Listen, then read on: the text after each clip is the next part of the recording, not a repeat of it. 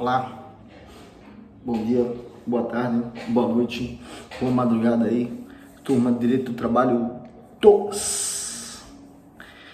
Então, pessoal, aula 8, né? Ou aula 8, desculpa. Plano 8, aula 21, eu acho que é 21 essa. Ou é 20, 20 é 21. Mas enfim, a gente vai dar continuidade ao direito coletivo do trabalho. A gente viu os princípios, né, que tratam sobre o direito coletivo e para atuação também o direito sindical. A gente acabou estudando os dois, né, os princípios do direito coletivo, também princípios do direito sindical. E na aula de hoje a gente vai continuar falando um pouco sobre sindicatos, né, falar um pouquinho sobre direito sindical, sobre sindicatos e forma de atuação. O artigo 8º da Constituição Federal, ele dá a garantia de atuação e representatividade que os sindicatos precisam, né, na conjuntura do direito coletivo do trabalho. Tá? Então, o artigo 8º, no inciso 3, ele diz o seguinte, que ao sindicato cabe a defesa dos interesses, dos direitos e interesses coletivos, individuais da categoria, inclusive em questões judiciais ou administrativas.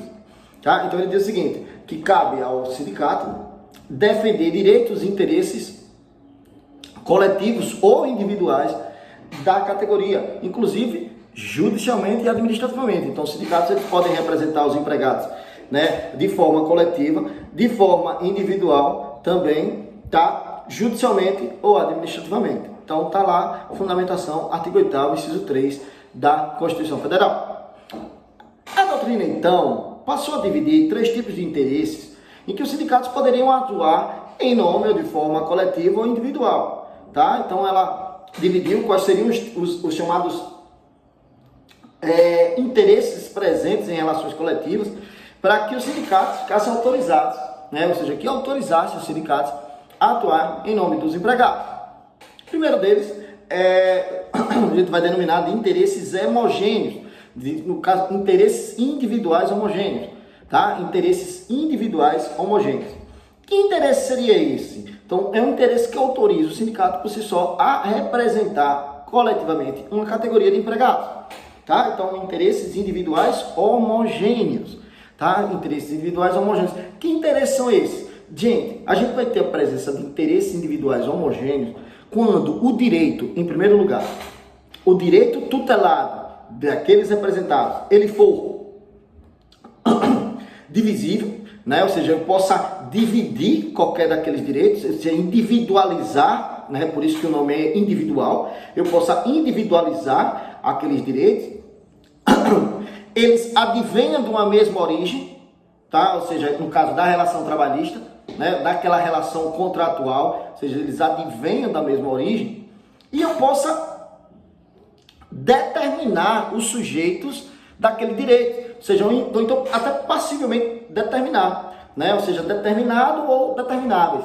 Então, é individual ou homogêneo o interesse quando o direito ele é divisível, ou seja, eu posso individualizar entre os sujeitos, quando eu posso determinar os sujeitos e quando eles advenham de uma mesma origem, quando eles advenham de uma origem comum. Aí a gente vai ter aí a presença de interesse individual homogêneo. Tiago, está muito teórico, eu não consigo compreender.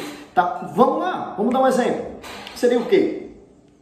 Seria o seguinte, seria o caso seguinte, eu tenho uma indústria, fácil, todo mundo mensurar, e essa indústria deixou de pagar uma gratificação, tá? Ela deixou de pagar uma gratificação semestral aos seus empregados, que ela já vinha pagando ao longo dos anos e que dependia da produtividade de cada empregado. Então essa indústria, por uma hora, por outra, acabou deixando de pagar. Disse, não tem, estou apertado, tá, não sei o quê, deixando de pagar e não vou pagar ninguém. Os sindicatos podem agir nesse caso? Podem. Por quê? O interesse ele é o quê? Individual homogêneo. Como assim, Tiago? O interesse é individual homogêneo? Vamos lá. Eu consigo determinar os sujeitos, os empregados daquela indústria. Então, os sujeitos são determinados. Eu consigo determinar os sujeitos. Então, os sujeitos são determinados. Eu consigo dividir o bem, ou seja, o direito tutelado, eu consigo dividir, eu consigo individualizar entre eles? Consigo. Por quê? Porque todos deixaram de receber essa gratificação. Agora, cada um vai receber de acordo com a sua produtividade. né? Então a gratificação ela não é igual para João, como é para José, não sei o quê, mas ainda assim eu consigo individualizar. E a origem é comum, foi um ato do empregador, ou seja, esse mesmo empregador deixou de pagar todo mundo. Esse mesmo empregador deixou de pagar todo mundo. Então eu tenho aí presente um interesse individual homogêneo. Existe homogeneidade na distribuição do direito, do bem jurídico, e eu posso determinar os interesses. Como todos deixaram de receber, então o ideal é que o sindicato, né, entre com ação coletiva e que cada empregado daquele não se sague, né, não se sacrifique, entrando com ação, quando o sindicato pode representar aquela categoria e exigir judicialmente o pagamento daquela gratificação. Então a categoria ali estaria representada. Por quê? Porque eu tenho um interesse individual homogêneo. Recapitulando, eu tenho um interesse individual homogêneo? Tenho. Por quê? Porque eu consigo individualizar o sujeito. Individualizei. Eu consigo dividir o direito tutelado, o bem jurídico tutelado. Consigo, né? A gratificação, ela era de cada um, né? E eles têm origem comum, ou seja, a violação foi a mesma para todos por conta de um ato, né, do empregador. Então aí os sindicatos eles podem atuar em nome desses empregados, né? Os sindicatos poderiam atuar sem que cada empregado individualmente se dispusesse, né, com o empregador, tentando lhe acionar e pondo em risco, inclusive, aí o próprio emprego, a garantia do seu emprego. Então aí, estando presente esse interesse individual homogêneo, a representatividade sindical estaria garantida, né? E também, né, a preservação do direito, né? Até porque o empregador pode chegar lá e fazer um acordo e ir pagando a todo mundo e regularizando a gratificação e não faz mais e tal, recebeu já uma ação coletiva, foi determinado, há também uma multa, porque se pede geralmente para cumprimento da obrigação de fazer. Enfim, os sindicatos estariam aí, nesse exemplo que eu falei aí da fábrica, né, lá da indústria, estariam autorizados, né, os sindicatos estariam autorizados, o sindicato da categoria, né, dos industriários e lá, estaria autorizado a acionar judicialmente. Por quê? Porque eu tinha presente o interesse individual homogêneo, né? O interesse individual homogêneo foi violado pelo empregador, por ato do empregador, quando não pagou aquela gratificação de produtividade. E aí, atingiu sujeitos determinados, que são aqueles sujeitos da empresa. Tá bom? Beleza. Individual homogêneo. Qual outro tipo de interesse que o sindicato estaria autorizado a intervir? Quando a gente tiver um interesse coletivo, tá? Quando eu tiver um interesse coletivo, os sindicatos eles conseguem também acionar judicialmente, aí representar judicialmente seus empregados, tá? Representar de forma coletiva. Então agora eu tenho um interesse coletivo, um interesse da categoria, tá? E Tiago, quando é que esse interesse ele é considerado coletivo? Quando é que o interesse aí vai ser considerado coletivo para que o sindicato possa atuar? Em primeiro lugar, quando eu tiver um bem jurídico indivisível, tá? Quando eu tiver um bem jurídico indivisível, aí eu posso dizer que eu tenho um interesse coletivo. Mas além disso, eu vou ter que também determinar esses sujeitos por uma mesma relação jurídica. Esses sujeitos que tiveram um bem jurídico violado, eles devem estar determinados por uma mesma relação jurídica, né? O vínculo jurídico com a parte violadora. Deve existir o mesmo vínculo jurídico. O bem é indivisível, eu não consigo dividir o bem, por isso que é coletivo, e os sujeitos devem estar entrelaçados com o vínculo jurídico com a parte violadora. Aí eu posso dizer que é um interesse coletivo. Eu posso dizer aí que há um interesse coletivo. Bem indivisível, eu não consigo individualizar por sujeitos o bem violado. O bem é indivisível, por isso que ele é coletivo, né? O bem aí é indivisível, por isso que o interesse é coletivo. E os sujeitos, eles se encontram numa situação de sujeição, né, de vínculo jurídico com a parte violadora. Existe um vínculo jurídico aí com a parte contrária, tá? Então, como é que isso pode acontecer, Tiago? Que eu tenha um bem jurídico indivisível. Vamos supor que naquela mesma indústria, naquela mesma fábrica lá, o empregador resolva por ato unilateral,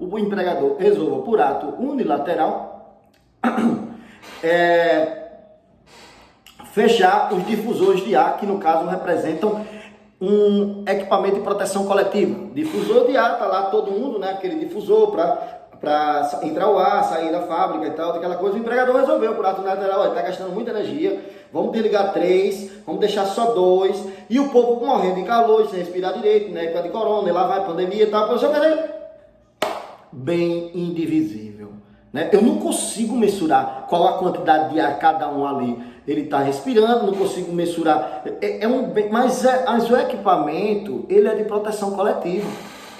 O equipamento é de proteção coletiva. Então aí eu tenho um bem jurídico indivisível, ou seja, um bem, né, violado indivisível. Os sujeitos têm uma sujeição de vínculo empregatício, tem um vínculo jurídico, parte contrária, a parte violadora.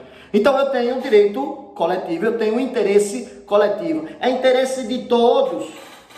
Há um interesse coletivo nesse caso, para que os difusores sejam ligados e tal, funcionem normalmente, inclusive até com a instalação de outros equipamentos de equipação, não, de proteção àqueles empregados. Então o bem jurídico é indivisível, ou seja, eu não consigo dividir o bem jurídico. E os sujeitos, eles têm uma relação, né, um vínculo jurídico, que é empregatício, né, com a parte violadora do bem.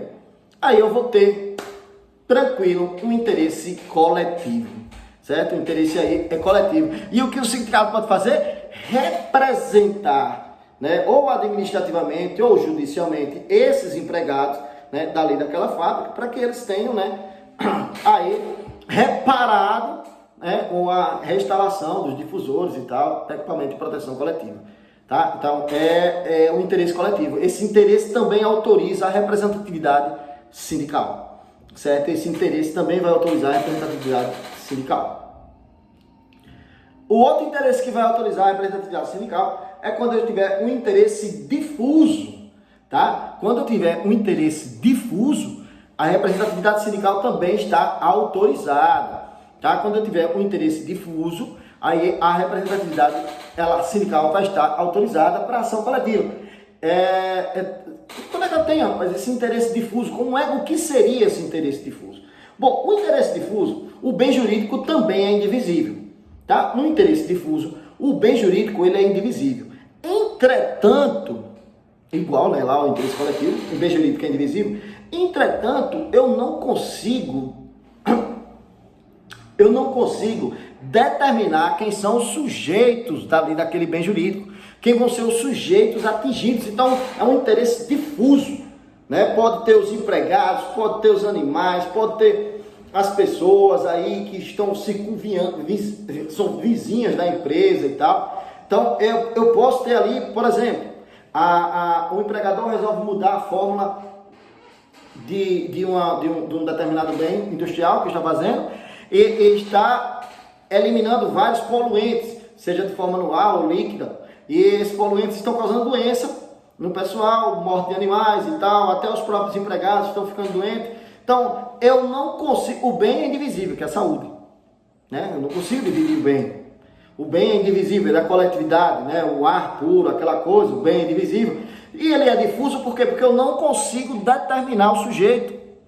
Eu não consigo individualizar quem é o sujeito atingido, tá? Então, bem indivisível e sujeito indeterminado, interesse difuso. Os sindicatos também podem atuar aí, tá? De forma coletiva, pedindo que haja regularização na emissão de poluentes e tal, aquela coisa toda, tá? Os sindicatos também podem atuar aí de forma coletiva. Então, interesse individual homogêneo, bem divisível, sujeito determinado.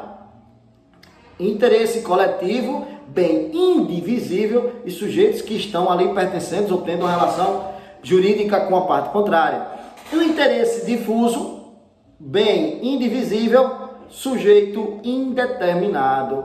Aí, nessas três situações, os sindicatos estariam autorizados a representar coletivamente, ou seja, aquela empresa, aquele empregador, né, aquele conjunto conglomerado de empresas, os sindicatos estão autorizados aí, eles estariam, né, estão autorizados pelo artigo 8º, inciso 3º da Constituição Federal, a representar judicialmente e administrativamente. Eles podem representar junto às autoridades, né, responsáveis pela fiscalização do trabalho.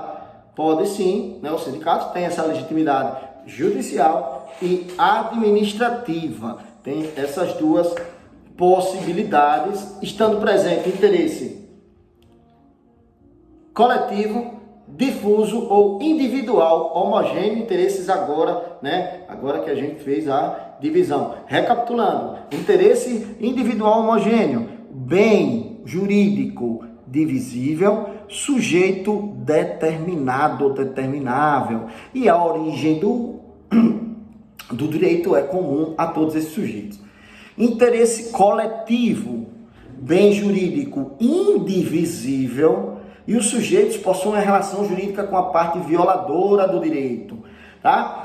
E interesse difuso, bem indivisível e sujeito indeterminado, uma coletividade, a fauna, a flora, a galera, tá? Então são esses três tipos de interesse que autorizam os sindicatos a representar coletivamente aí o empregador, conglomerado de empregadores, ou seja, quem estiver violando o direito. Organização sindical.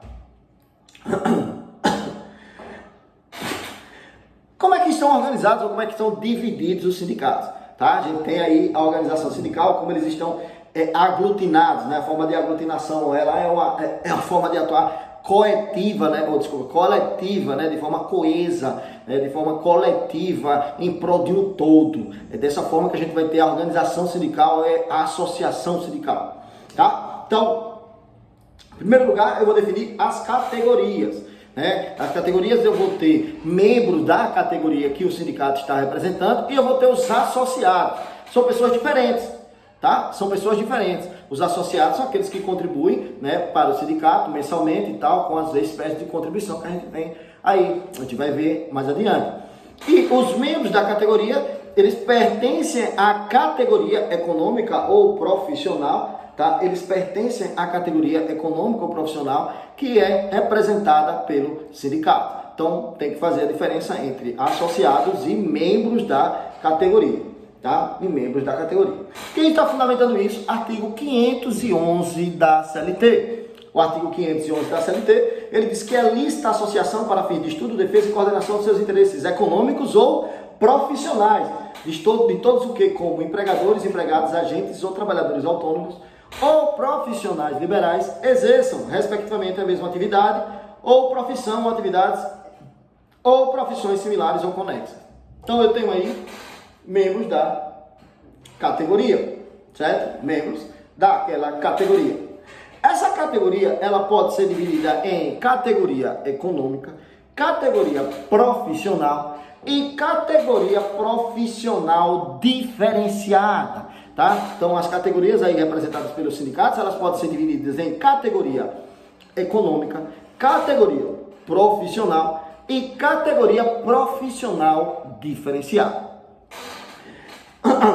Categoria econômica, quem diz isso? 511, parágrafo 1º. O artigo 511, parágrafo 1º, ele vai nos dizer quem pertence à mesma categoria econômica. Notadamente, são sindicatos de quem? Dos empregadores, né? Tem sindicatos de empregadores e sindicatos de empregados. Tá? Então, os sindicatos de empregadores vão ser aqueles exercidos, aqueles preenchidos, né, pela mesma categoria econômica. Categoria econômica é quando existe uma solidariedade de interesses econômicos dos que empreendem. Então, quando eu falar que pertence à mesma categoria econômica, sindicatos pertencentes à mesma categoria econômica, estou me referindo aos empreendedores, aos empregadores, tá? Estou me referindo ao sindicato patronal. Então, o sindicato patronal daqueles que pertencem à mesma categoria econômica, certo? Então, podem ser de atividades similares ou conexas. Então, eles vão ter um vínculo social, né, ligado a um interesse econômico, um interesse pela defesa, a melhoria econômica, liberdade de atuação, livre iniciativa, ou seja, princípios constitucionais que fundamentam e embasam a atuação conjunta dos sindicatos da mesma categoria econômica, sindicato patronal. A gente tem também no parágrafo 2º, os sindicatos de mesma categoria profissional. Aí quando eu estou falando agora de categoria profissional, eu estou falando de quem? Do sindicato dos empregados, né? Aí eu já estou me referindo aos sindicatos dos empregados, então que eles pertencem à mesma categoria profissional, sindicatos aí de empregados, tá? E aí diz que a similitude das condições da vida oriunda da profissão de trabalho em comum e tal, a situação de emprego na mesma atividade econômica, ou seja, aqueles que trabalham na mesma atividade econômica, tá? Aquelas atividades econômicas similares ou conexas. Então, já por si só compõe a expressão social elementar compreendida como categoria profissional, ou seja, são aqueles profissionais que exercem atividades similares, atividades conexas, ou trabalham para o mesmo empregador, né? Ou seja, que estão ali nas relações de emprego da mesma categoria econômica. Então, trabalham para o mesmo empregador, eles vão ser considerados, no caso, né, como pertencentes à mesma categoria profissional e que estão autorizados, né, ao associativismo sindical.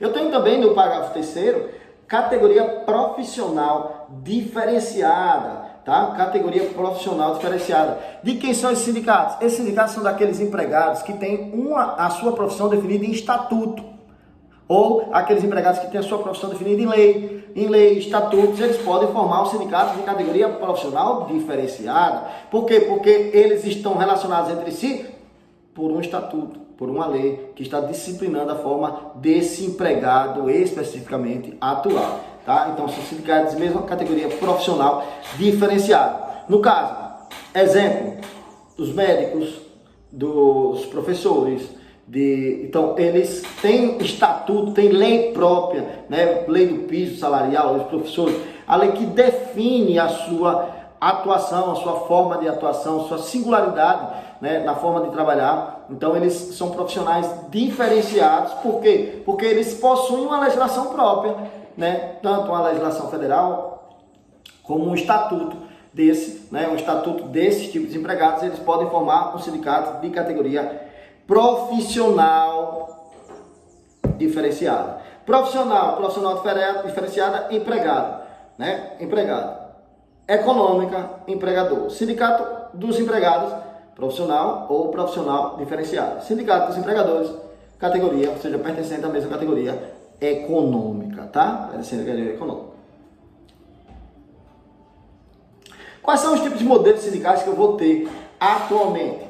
Eu tenho o modelo presente no país, né, presente no Brasil, né, que são o da unicidade sindical, né, o da unicidade sindical, que é o modelo dos sindicatos presente no país, e eu tenho o modelo da pluralidade sindical, tá? Então, unicidade sindical, e o modelo italiano, que é, né, geralmente na Itália, na Europa, tem muito da pluralidade sindical. Qual a diferença entre os dois diálogos? O da unicidade sindical a gente já viu, ou seja, eu só posso no Brasil, segundo a própria Constituição Federal, ter numa região equivalente a um município, ou a área de um município, um único sindicato por categoria, tá? Um único sindicato econômico, um único sindicato profissional e um único sindicato de profissional diferenciado. Eu só posso ter um sindicato por categoria, tá? Então, da mesma coisa com relação aos empregadores, só posso ter um único sindicato numa região equivalente a um município,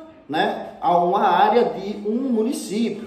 Então, aí no município Santo André, São Paulo, município de Santo André, né, que é um município, faz parte da Grande São Paulo, mas no município de Santo André eu só posso ter um sindicato dos motoristas de ônibus, um sindicato dos empregadores de ônibus, empregadores que desenvolvem atividade de transporte. Então, só um, tá? Essa que é a unicidade sindical. Ela é diferente, né, é diferente do modelo italiano, que seria o da pluralidade sindical. Ou seja, tem países, né, a exemplo desse que eu falei, tem países que desenvolvem uma pluralidade sindical dentro do seu país. Ou seja, eu posso ter mais de um sindicato para a mesma categoria, num município, numa rua, no que for.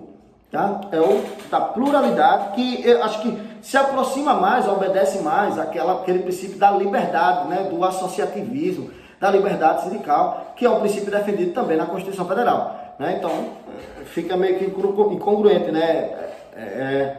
Eu falar que existe a liberdade sindical, falar da liberdade sindical e falar também da unicidade. Parece que há uma determinada incompatibilidade entre eles e de fato o há. Organismo também, eu vou ter os organismos sindicais e parasindicatos, tá? Eu tenho organismos divididos em sindicais e parassindicais. Como parassindicais, eu tenho as associações profissionais. A associação profissional, ela é, né, também denominada de parasindical, porque ela obedece o princípio da liberdade de associação, mas não tem representatividade jurídica, né? Não teria representatividade para entrar com ação, até tem, né? Em situações dos seus associados, defesa associados, mas não da categoria toda, tá? Ou seja, a associação profissional, né? A associação dos médicos, a associação dos advogados, tal, elas representam tão somente os seus membros, os membros associados, né? Então seria associativismo, né, coeso, mas que só tem a legitimidade para a defesa dos seus membros, diferente dos sindicatos da categoria, né, que defendem todas as categorias e não só os que estão contribuindo a lei com eles, tem legitimidade para toda aquela categoria, já que pertencem, né, aos sindicatos da categoria, diferente, por exemplo, em relação à Constituição Civil, pode defender todos os empregados aí de uma empresa, de outra, tal, não sei o que. A representatividade é ampla, tá? A representatividade é ampla, é diferente da associação. Eu posso ter uma associação aqui dos trabalhadores na Constituição Civil que só vai poder defender o interesse de quem? Dos seus membros, de quem está ali como associado. Ela vai ter representatividade jurídica, tá? Diferença entre associação e sindicato. Estrutura e denominação e sindicatos. A gente, na próxima aula, vai dividir, né, todos os sindicatos, assim, como é a parte do seu funcionamento do sindicato, tá? Na próxima aula a gente vai dividir toda a estrutura, ver qual é o órgão de representação, de deliberação, as garantias dos dirigentes sindicais, né, como é que o sindicato é dividido, a atuação, quais são as garantias que ele tem, forma de atuação, contrato suspenso, estabilidade. A gente vai falar um pouquinho aí dos dirigentes, de como funciona de forma interna os sindicatos, tá? Então, aula 3, a parte 3 aí, né, do direito coletivo, certo? Então, vai até a quinta ou sexta parte, beleza? Valeu!